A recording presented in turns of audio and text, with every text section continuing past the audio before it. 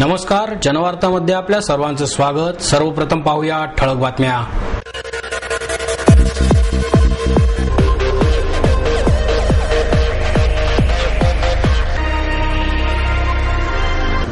दासवे गावाच्या सरपंचाचे अपहरण करून 47 लाख रुपयाची उकळली खंडणी। जैववैविध्य उद्यानात 4% बांधकामास परवानगी देण्यात येणार, मुख्यमंत्री पृथ्वीराज चव्हाण यांची माहिती।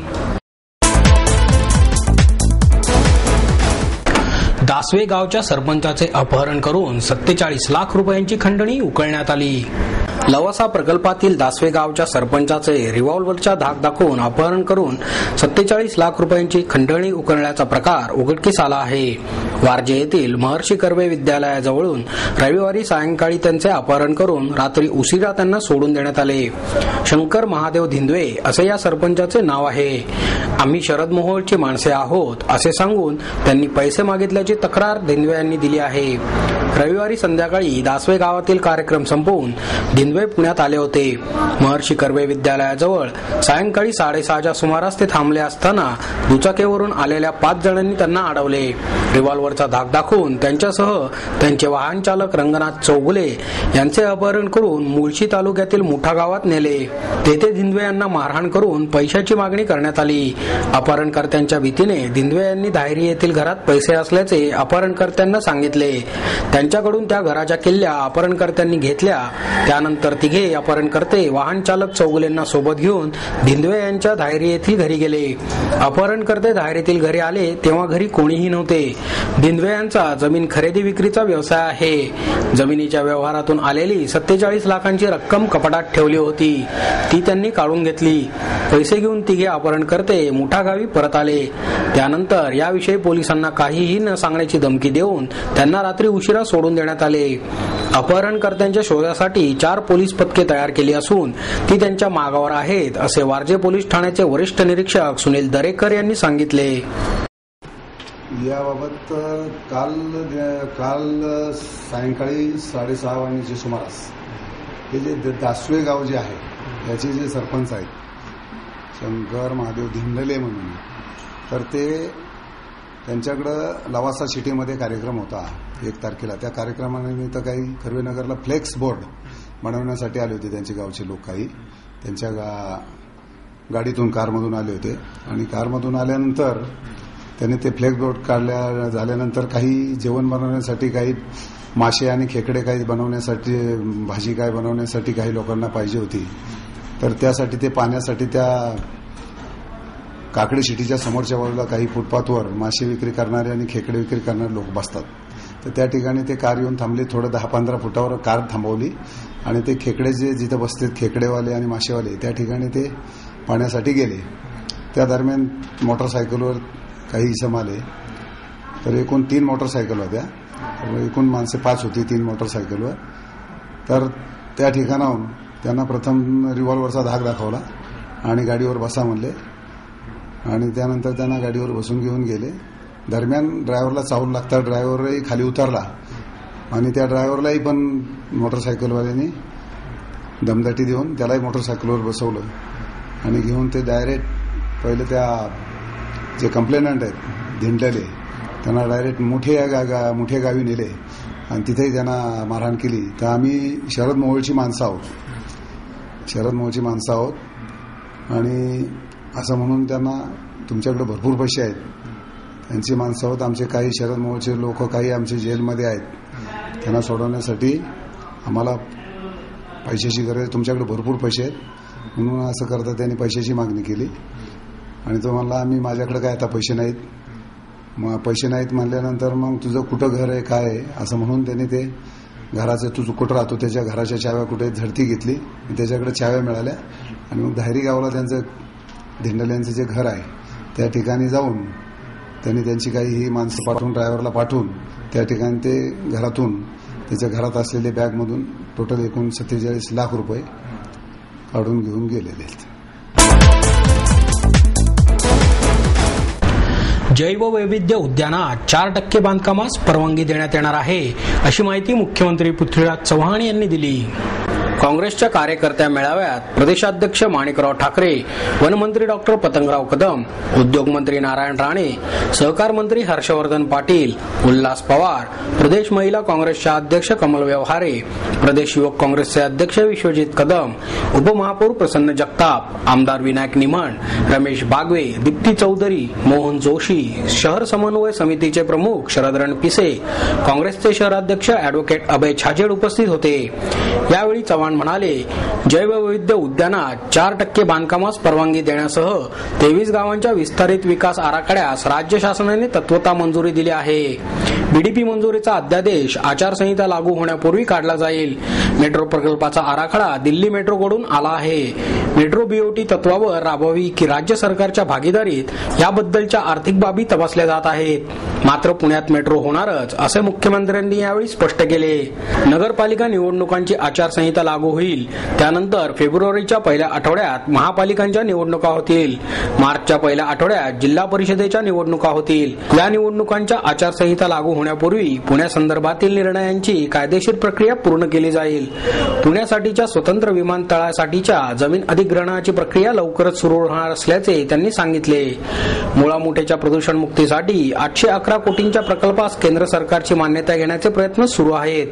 या प्रकल्पाशिवाय मुळामुठा खोऱ्यातील प्रदूषणावर दूरगामी उपाय शक्य नसल्याने यास तत्वता मंजुरी दिली आहे, असे चव्हाण म्हणाले. शेतकऱ्यांना 1 लाख रुपयांपर्यंतचे कर्ज 0% व्याजदराने देण्याचा निर्णय राज्य सरकारने घेतल्याचेही त्यांनी यावेळी सांगितले.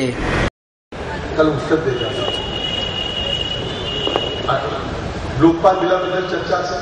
केंद्र सरकारनं लोकपाल बिल पारित करायचा प्रयत्न 40 वर्षांपासून चालू होता, पण एक पण प्रामाणिकपणे प्रयत्न केला गेला. अनेक सरकारने केला. व्हीपी सिंगांनी केला, भाजपने केला, काँग्रेसने केला. अशा प्रकारचे विधेयक आणलं पाहिजे कोणाचं चुकत नव्हतं, पण एक पद होत नव्हतं. आता चर्चा झाली, आंदोलन झालं, ते तशा प्रकारचा कायदा पास करायचा निर्णय पार्लमेंटने घेतलेला. लवकरच त्याबद्दल ही निर्णय होईल. महाराष्ट्रामध्ये आपल्या लोकायुक्त कायदा आहे, तो कायदा आणखी कडक करावा अशी मागणी होती.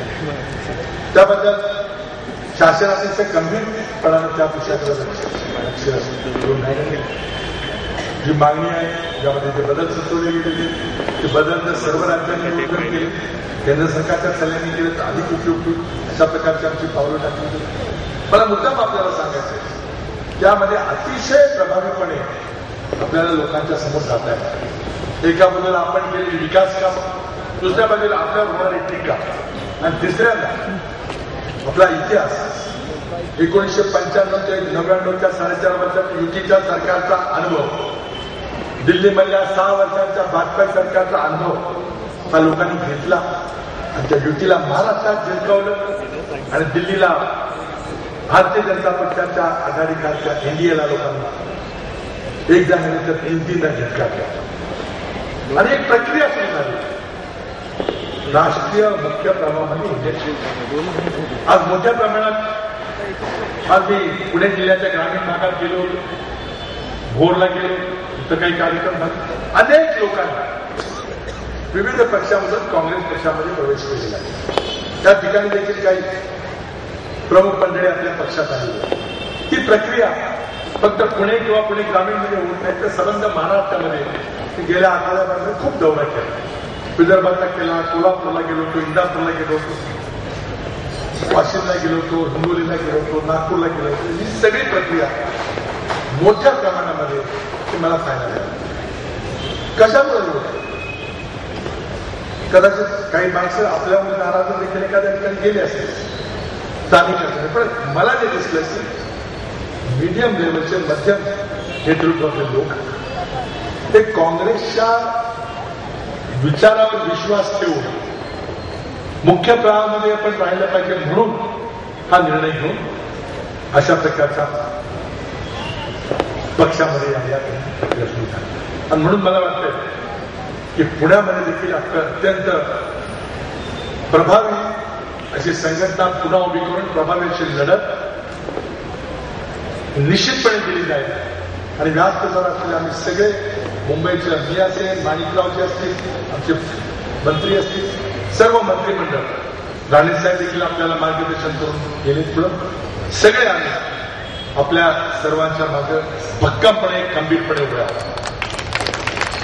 आपल्याकडून फक्त अपेक्षा आहे एकजुटीनं एक दिलानं परस्परावर विश्वास काम करणं. मागे काय झालं असेल ते विसरून जाणं. पुढं निश्चितपणे पारदर्शकपणे पक्ष संघटना आणि सरकार हे चालवण्याचं आश्वासन हे आपल्या सर्वांना. माणिकरावजी दिवस रात्र संबंध राज्यामध्ये जाऊन आपसातले काही मतभेद असतील ते सोडवायचा प्रयत्न करत नाही. आम्ही सगळे एकत्रपणे या प्रक्रियेमध्ये निश्चितपणे काम करतो. आम्हाला विश्वास आहे की चित्र झपाट्यानं बदलतं आणि मला विश्वास निर्माण झालेला देशाच्या राज्यामध्ये प्रकार तो प्रतिसाद लोकांनी काँग्रेस पक्षाला दिला. 9X झकास ही महाराष्ट्रातील पहिली खास मराठी संगीत वाहिनी 31 ऑक्टोबर पासून सुरू झाली आहे. 9XM ही हिंदी संगीत वाहिनी आणि पंजाब संगीत वाहिनी यांच्या घोघोवीत यशानंतर 9X ने आता मराठी संगीत क्षेत्राच्या प्रसारणात पहिले पाऊल टाकले आहे. या मराठी संगीत वाहिनीचे 9X झकास असे नामकरण करण्यात आले आहे.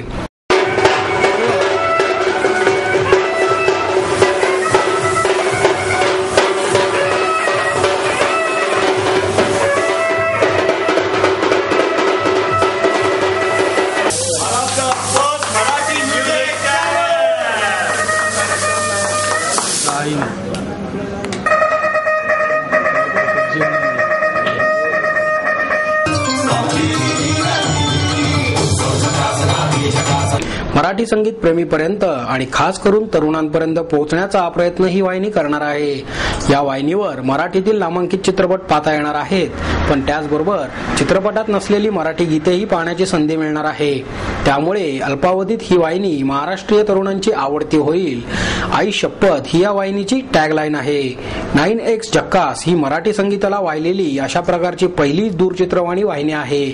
सर्व उपग्रहावरून आणि केबलवरून याचे प्रक्षेपण होणार आहे. या वाहिनीचा आनंद संकेतस्थळावरही लुटता येणार आहे.